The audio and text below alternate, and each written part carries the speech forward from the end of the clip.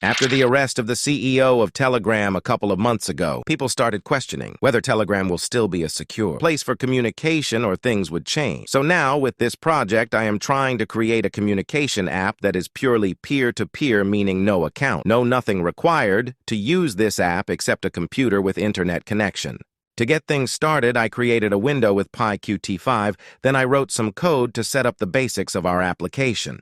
After the application was good and running, I started by creating a custom title bar for the application with a close and minimize button. After fixing so many bugs, finally the title bar was ready. Then I tried adding an area in the middle of the window, which will display contacts and messages.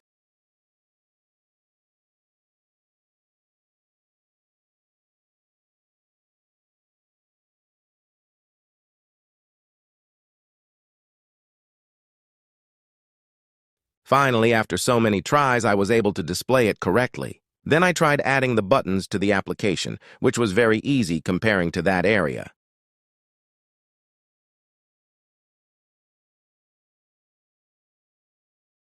I also improved the UI to show profiles in good style, and also added the button for sending your message to any contact and a message bar in which you can write your messages.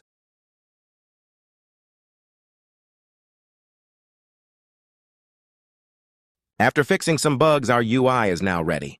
For a purely peer-to-peer messaging application, it is necessary that the peers exchange their IP addresses to communicate. So I thought that it's big headache to exchange IPs every time you try to communicate, and I found a solution for it, which is going to this free website that provide domain name to your IP.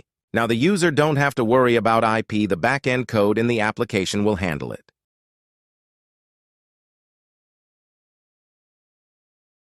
Then I added some functionalities to the buttons. I also created encryption for the messages so that the messages are encrypted when stored on the PC.